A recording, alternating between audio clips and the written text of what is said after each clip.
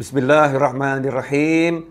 Alhamdulillahirabbil alamin. Allahumma shalli wa sallim ala sayyidina Muhammadin. Assalamualaikum warahmatullahi wabarakatuh. Alhamdulillah kita bisa bertemu kembali saudara-saudaraku kaum muslimin dan muslimat dimanapun Anda berada. Insyaallah pada kesempatan kali ini kita akan belajar tentang masalah keutamaan ayat 255 surat Al-Baqarah. Al-Baqarah 255 atau yang kita kenal dengan ayat kursi. Ayat kursi, ayat yang menjelaskan bagaimana kekuasaan Allah Subhanahu wa taala. Kita awali dengan kisah yang terdapat dalam kitab Sahih Al-Bukhari. Hadis yang sangat sahih yang menceritakan adalah Abu Hurairah radhiyallahu anhu. Kisah Abu Hurairah radhiyallahu anhu bersama pencuri zakat fitrah. Sebagaimana disebutkan dalam Sahih Bukhari. Saya akan bacakan secara ringkas ya, tapi insya Allah tidak mengurangi maknanya. Artinya saya tidak akan jelaskan panjang lebar, tapi insya Allah maknanya bisa dipahami. Dikatakan oleh Abu Hurairah radhiyallahu anhu, "Wakkalani Rasulullah sallallahu alaihi wasallam bihifdzi zakati Ramadan."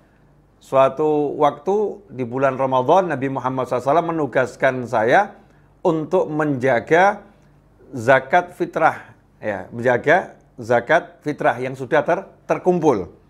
Nah, saat itu fa'atani atin, di malam hari datanglah seseorang faja'ala yahthu minat ta'am, yang berusaha untuk mencuri makanan yang merupakan zakat fitrah tersebut. Fa'akhadtuhu wa qultu, maka dia saya tangkap dan saya pun berkata kepadanya, "Wallahi la arfa'annaka ila Rasulillah sallallahu alaihi wasallam." Qala, "Inni muhtaj wa alayya iyal wa li hajah syadidah." Katanya Sina Abu Hurairah radhiyallahu anhu, "Demi Allah saya akan menyerahkanmu kepada Rasulullah Muhammad sallallahu alaihi wasallam." Saat itulah sang pencuri yang wujudnya ya manusia berkata dengan memelas kalau bahasa Jawa ya, dengan mengiba dalam bahasa Indonesia. "Inni muhtad, saya lakukan ini karena saya sangat membutuhkan. Wa ala iyal, saya punya keluarga besar, punya anak yang banyak, punya keluarga. Wali hajah syadidah, saya ini melakukan ini karena sangat membutuhkan. Udah kepepet itu, nggak punya solusi lain untuk menghidupi keluarga." Qala fa khallaitu anhu, karena Abu Hurairah radhiyallahu anhu memang ditugaskan sebagai yang berkuasa untuk mengurusi keamanan zakat fitrah tersebut, maka dia punya hak untuk menahan atau membebaskan. Saat itulah Abu Hurairah radhiyallahu anhu mengambil keputusan karena ini memang masalah nyawa, masalah makan, dan dia melakukannya karena untuk menyambung nyawa dirinya dan keluarganya, maka dibebaskan atas kebijakannya.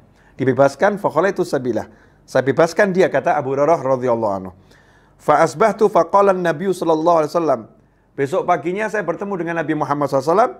Disitulah Rasulullah SAW bersabda, "Ya Abu Hurairah, ma fa'ala asirukal barihah." Ternyata Nabi Muhammad SAW dengan mukjizatnya mengetahui apa yang terjadi semalam. Sehingga berkata kepada Sina Abu Hurairah radhiyallahu anhu, "Wahai Abu Hurairah, apa yang terjadi dengan tawananmu ya semalam? Apa yang terjadi dengan tawananmu semalam?" Qala qultu ya Rasulullah syaka hajatan syadidah wa iyalan. Farahimtuhu fakhalaitu sabilah. Ya Rasulullah, kata Sina Abu Hurairah radhiyallahu anhu, duhai Nabi Muhammad SAW, dia mengaku dia dalam keadaan punya kebutuhan yang sangat mendesak dan dia punya keluarga yang banyak. Maka saya pun akhirnya merahmatinya, memberikan dia kesempatan untuk bertobat, ya, disayangi, dirahmati oleh Abu Hurairah radhiyallahu anhu. Fa khalaitu sabila, maka saya bebaskan dia wahai Nabi Muhammad SAW. Qala, maka bersabda Nabi Muhammad SAW, amma innahu qad kadzabaka wa saya'ud. Kata Rasulullah SAW, dia telah membohongimu. Ya, dia telah membohongimu dan dia akan kembali. Dia akan kembali, akan berusaha mencuri lagi makanan tersebut. Maka saat itulah Sayyidina Abu Hurairah radhiyallahu berkata, fa araftu annahu saya'ud liqauli Rasulillah sallallahu alaihi wasallam innahu saya'ud. Farasattuhu faja'ala yahthu minat ta'am. Kata Sayyidina Abu Hurairah radhiyallahu anhu, karena Nabi Muhammad SAW berkata dia akan kembali, maka saya yakin pasti nanti malam dia akan kembali. Karena itu sepanjang malam saya mengintai, ya, mengintai, mengawasi makanan zakat fitrah tersebut. Ternyata betul dia kembali lagi. Malam kedua kembali ditangkap, lagi-lagi mengatakan hal yang sama, alasan yang sama. Sayyidina Abu Hurairah radhiyallahu anhu nggak tega lagi, maka dibebaskan. Besoknya Nabi SAW menanyakan yang sama. Bagaimana tawananmu semalam? Hari kedua itu ya. Maka dijawab yang sama, Rasul pun mengatakan dia telah mendustaimu, dia akan kembali. Hari ketiga, ternyata betul dia kembali lagi. Dia kembali lagi dan berusaha mencuri dan ditangkap oleh Sayyidina Abu Hurairah radhiyallahu anhu. Maka saat itulah Sayyidina Abu Hurairah mengatakan, ini udah 3 kali kamu melakukan kesalahan yang sama, maka saya tidak akan membebaskanmu, saya akan menangkapmu dan saya akan menyerahkanmu kepada Nabi Muhammad SAW. Tapi orang tersebut berkata, da'ni u'allimak kalimatin yanfa'akallahu biha. Wahai Abu Hurairah radhiyallahu anhu, izinkan saya, biarkan saya mengajarkan kepadamu beberapa kalimat yang nanti akan dengan kalimat tersebut Allah memberimu manfaat. Sahabat Nabi Muhammad SAW begitu mau dikasih ilmu, ya, maka langsung nanya, mahunna, apa kalimat yang kamu maksud itu, ya? Apa kalimat yang kamu maksud? Qala idza awaita ila firashika faqra ayatal kursi. Allahu la ilaha illa huwal hayyul qayyum. Surat Al-Baqarah 255 sampai akhir ayat. Hatta takhtimal ayah. Fa innaka lan yazala 'alaika minallahi hafidun wa la yaqrabannaka syaitanun hatta tusbiha. Kata orang tersebut yang tadi ditangkap itu oleh Abu Hurairah radhiyallahu anhu, saya akan ajarkan kepadamu beberapa kalimat yang Allah akan beri manfaat dengan kalimat tersebut. Sayyidina Abu Hurairah pun bertanya radhiyallahu anhu, apa kalimat tersebut? Maka dijawab, kalau kamu mau berbaring di pembaringanmu, mau tidur, bacalah ayat kursi, yaitu Allahu la ilaha illa huwal hayyul qayyum la ta'khudhuhu sinatun wa la naum, sampai akhir ayat surat Al-Baqarah ayat 255. Hatta takhtimal ayah. Fa innaka, kalau itu kamu lakukan sungguh kamu lan yazala 'alaika minallahi hafidun. Kamu akan selalu dijaga oleh Allah Ta'ala. Allah akan berimu penjaga. Wala yaqrabannaka syaitanun hatta tusbiha. Sampai pagi hari tidak ada satu setan pun yang bisa mendekati kamu. Karena dikasih ilmu, ya, karena dikasih ilmu, manfaat, maka Sayyidina Abu Hurairah radhiyallahu anhu pun membebaskan lagi, ya, orang tersebut. Keesokan harinya fa asbatu faqala li Rasulullah sallallahu alaihi wasallam ma fa'ala asirukal barihah. Paginya Rasul SAW nanya lagi, wahai Abu Hurairah, apa yang terjadi dengan tawananmu semalam? Apa yang kamu lakukan dengan tawananmu semalam? Apa yang diperbuat oleh tawananmu semalam? Qultu ya Rasulullah zamanahu yu'allimuni kalimatin yanfa'unillahu biha fa khalitu sabila. Ya Rasulullah, dia mengajarkan kepadaku beberapa kalimat yang menurutnya itu kalimat akan Allah akan memberikan manfaat kepadaku dengan kalimat tersebut. Saat itulah Rasulullah SAW menyatakan, mahiyah, apa kalimat yang dia ajarkan? Qultu qala li idza awaita. Dia berkata kepadaku, wahai Rasulullah SAW, kalau kamu berbaring di pembaringanmu akan tidur, bacalah ayat kursi dari awalnya sampai akhir ayat. Al-Baqarah 255. Wa qala li yan yazala 'alaika minallahi hafidun. Allah akan selalu memberimu penjaga, wala yaqrabannaka syaitan hatta tusbiha. Dan setan tidak akan mendekatimu sampai pagi hari. Akhirnya Rasulullah SAW bersabda, ama innahu qad sadaqaka. Ya, betul itu ya, pencuri semalam itu dia telah jujur kepada kamu, mengajarkan ilmu yang benar. Wa huwa kadzub. Padahal sebenarnya dia adalah sang pendusta yang luar biasa. Ta'lamu man tukhatibu mundu thalath layalin ya Abu Hurairah. Rasul Muhammad SAW menyatakan, wahai Abu Hurairah, kamu tahu enggak, selama 3 malam ini kamu itu lagi dialog dengan siapa? Yang kamu tangkap itu siapa? Yang kamu ajak bicara itu siapa? Kamu tahu enggak? Maka Abu Hurairah menjawab, qala la, enggak tahu ya Rasulullah. Qala, maka Rasul bersabda SAW, dzaka syaitanun. Itu yang kamu ajak bicara sebetulnya adalah setan. Jadi setan yang lagi menjelma menjadi manusia. Jadi kadang-kadang setan itu jelma jadi manusia mencuri, ya, mencuri. Dan ternyata setan ini ketika berhadapan dengan sahabat tidak berkutik. bahkan setannya jadi jujur. Yang dusta pun jadi jujur. Nah, ini keutamaan, salah satu keutamaan ayat kursi yang dibahas dalam kitab Sahih Bukhari. Yang langsung objek penderitanya, yaitu setannya yang ngaku. Ya, setannya ngaku kalau ada orang mau tidur baca ayat kursi, sampai pagi diberi penjaga oleh Allah Subhanahu wa taala, setan tidak bisa mendekatinya. Ikhwani rahimakumullah. Karena itu mari kita ajarkan kepada diri kita sendiri sebelum tidur baca ayat kursi. Ajarkan kepada pasangan hidup kita, ajarkan kepada anak-anak kita. Ajarkan kepada sahabat-sahabat kita. Sangat pendek ayat kursi, tetapi ayat kursi ini dalam sabda Nabi Muhammad SAW yang lain dikatakan a'adzamul ayah. Ayat yang paling agung di dalam Al-Quran, yaitu ayat kursi. A'adzam ayah, ayat yang paling agung. Dalam hadis yang lain dikatakan sayyidul ayah. Ini pemimpinnya semua ayat, yaitu ayat kursi. Pendek, kalau kita hafalkan, kita baca, maka kita mendapat penjagaan langsung dari Allah Subhanahu wa ta'ala. Kemudian dikatakan oleh Rasulullah Shallallahu Alaihi Wasallam bahwasanya ayat kursi merupakan salah satu Ismullahil A'zam, ya, nama Allah yang agung. Kalau memang dia dibaca, maka dia akan dikabulkan doanya oleh Allah Subhanahu Wa Taala, sebagaimana dijelaskan dalam hadis yang diriwayatkan oleh Imam Darimi. Kemudian dikatakan juga oleh Rasulullah Sallallahu Alaihi Wasallam, an Abi Hurairah radhiyallahu anhu anna Rasulullah SAW qala suratul Baqarah fiha ayah sayyidatu ayil Quran la tuqra'u fi baitin wa fi syaitanun illa kharat minhu ayatul kursi rawal Hakim fil Mustadrak. Hadis ini diriwayatkan oleh Imam Hakim dalam kitab Al-Mustadrak, di mana Rasulullah SAW menyatakan surat Al-Baqarah di dalamnya ada satu ayat yang menjadi pemimpin semua ayat Al-Quran. Tidaklah ayat tersebut dibaca di suatu rumah dan di rumah itu ada setan, melainkan setannya akan keluar dari rumah tersebut. Ayatul kursi, yang dimaksud adalah ayat kursi. Al-Baqarah ayat 255. Jadi kalau di rumah dibacakan ayat kursi, setannya lari.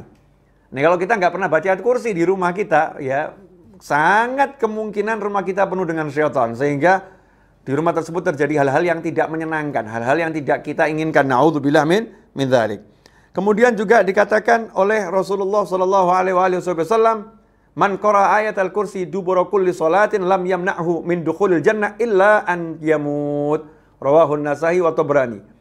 Dikatakan oleh Nabi Muhammad SAW dalam hadis yang diriwayatkan oleh Imam Nasa'i dan Tabrani, bahwasannya barang siapa selepas salat membaca ayat kursi, selepas salam baca ayat kursi, jangan pernah tinggalkan, maka tidak ada yang menghalangi dia untuk masuk surga kecuali kehidupan ini. Artinya apa? Begitu dia meninggal dunia langsung surga. Di kuburnya mendapatkan nikmat surga. Nanti di mahsyar mendapatkan nikmat surga. Jadi prosesnya itu begitu meninggal langsung kelihatan surga. Itu orang yang istiqomah membaca ayat kursi selepas salam dari sholat. Selepas sholat baca ayat kursi bersama zikir-zikir yang lain yang diajarkan oleh Nabi Muhammad Sallallahu Alaihi Wasallam. Kemudian juga dikatakan oleh Rasulullah SAW dari Sayyidina Hasan bin Ali radhiyallahu anhuma, dari cucu Nabi Muhammad SAW, Sayyidina Hasan putra Sayyidina Ali radhiyallahu anhuma, qala Rasulullah sallallahu alaihi wasallam, Rasulullah SAW bersabda, man qara ayatal kursi fi duburi shalah al-maktubah kana fi dhimmatillah ila sholatil ukhra, rawahu Tabrani bi isnadin hasan. Rasulullah bersabda SAW, barang siapa baca ayat kursi selepas sholat yang wajib, ya, 5 waktu, sholat 5 waktu, istiqomah, setiap habis sholat 5 waktu, setelah salam, kemudian baca ayat kursi, kana fi dhimmatillah, maka dia dalam jaminannya Allah, dalam perlindungannya Allah, ila sholatil ukhra, sampai pada sholat yang berikutnya. Jadi kalau kita habis sholat subuh, kita salam, baca ayat kursi, zikir-zikir yang istiqomah, Allahumma ajirni minan nar 7 kali, kemudian kita baca zikir yang ada dan lanjutkan dengan ayat kursi. Intinya setiap habis salam, habis sholat baca ayat kursi, urutannya terserah kepada Anda semua. Maka kalau kita subuh baca ayat kursi habis salam, kita dijaga oleh Allah Ta'ala sampai zuhur. Kalau zuhur kita baca dijaga sampai asar. Asar kita baca dijaga sampai maghrib. Maghrib kita baca dijaga sampai isya. Isya kita baca dijaga sampai subuh. Belum lagi nanti mau tidur kita baca lagi ayat kursi. Maka seisi rumah, itu dikatakan dalam riwayat yang lain, seisi rumah kita akan dijaga. Kalau kita niatkan baca untuk keluarga kita, anak kita, orang tua kita, yang membantu di rumah kita, maka semuanya akan dijaga oleh Allah Subhanahu wa ta'ala. Ikhwani rahimakumullah.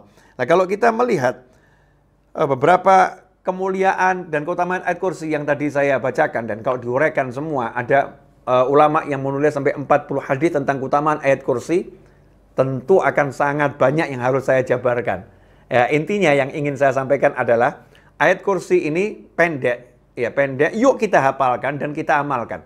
Apalagi di zaman-zaman seperti ini, zaman COVID dan zaman banyak bencana, banyak musibah yang tak terduga, naudzubillah min dzalik, kita memerlukan lebih banyak ya doa-doa untuk melindungi diri kita dan keluarga kita. Nah, ayat kursi ini pegang.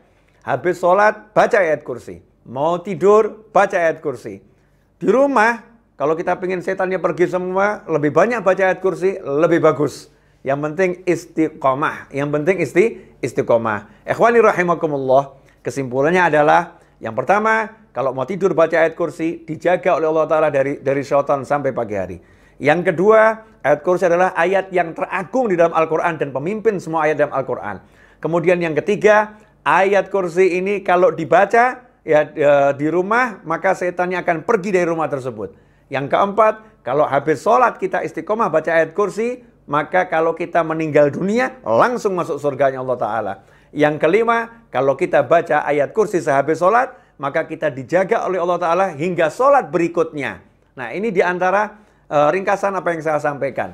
Karena itu, yuk kita baca ayat kursi, khususnya habis sholat dan mau tidur. Insya Allah kita selalu dalam penjagaan dan perlindungan Allah Subhanahu wa Ta'ala. Mari kita ajarkan pada diri kita, keluarga kita, anak-anak kita.